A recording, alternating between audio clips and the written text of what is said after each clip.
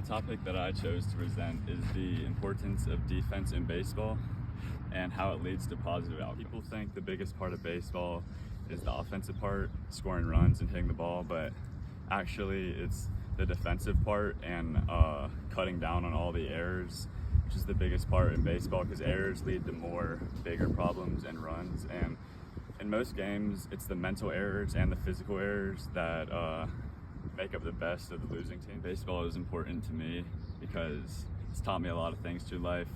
There's one memory I've ever had in life that I'll always remember. It's the trip I had in 8th grade where we went to Cooperstown, New York, played in a baseball tournament with 102 teams.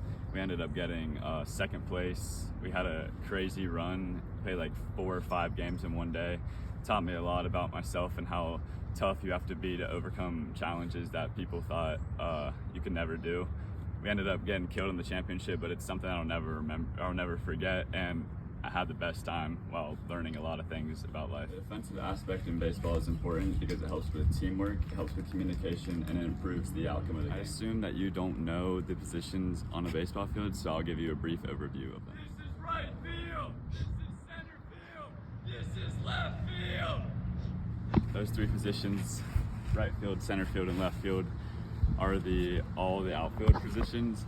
And in the outfield, center field always has priority over right field and left field. So that means there's a fly ball in the outfield. It's like in between them.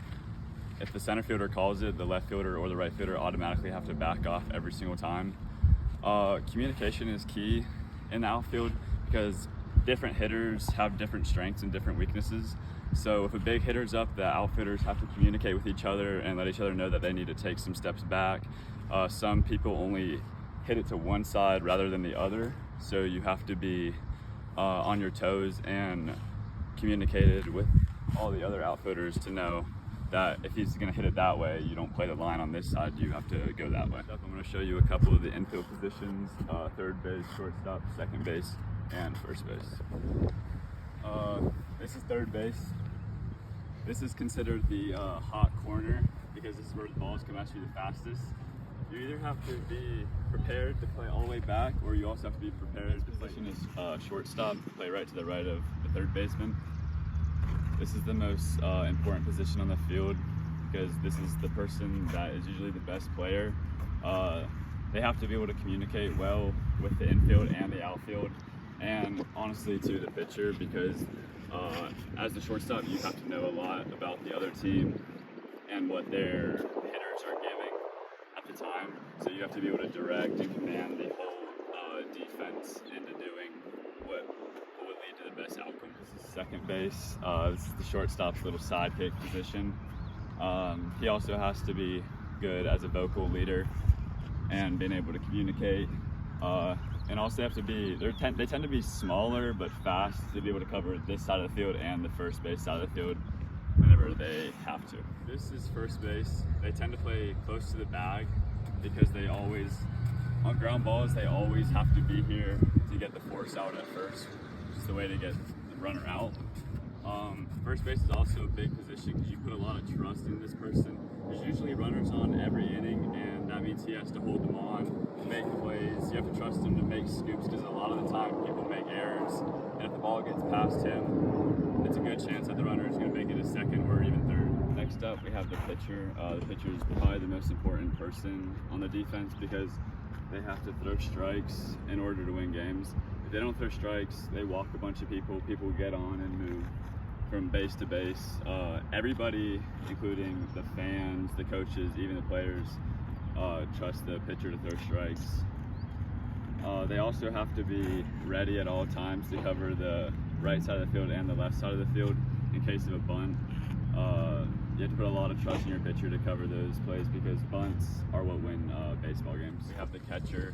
The catcher is involved in every single play, and they have to have a strong arm. They have to have good vision, and they also have to be very vocal because they are the ones that can see the whole field goal from goal. And without them being vocal leaders, nobody would have any idea what to do with the ball. So whenever there's a play, every play they have to be vocal and tell the the infield, outfield, whether to throw it, cut it, or eat it.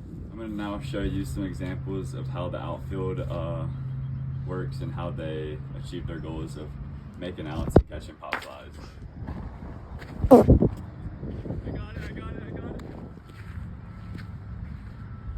I got it. Cut! As you saw in those videos, communication is a big part in the outfield. When the fly ball came in the air, I called it. That lets the other outfielders know it's mine and that they can stand off and they can just back me up. Also, on the ground ball that was hit the outfield, you heard the cutoff say cut. That's big because you need to know where to throw the ball to. This guy has no idea what he's talking about. After showing you all the positions and what all the positions do, you can see that the defensive part in baseball is important to improve teamwork, improve communication, and to positively affect the outcome of the game for your team. After everything, I wanted to leave you with the question: do you think you have what it takes to be a good baseball defender?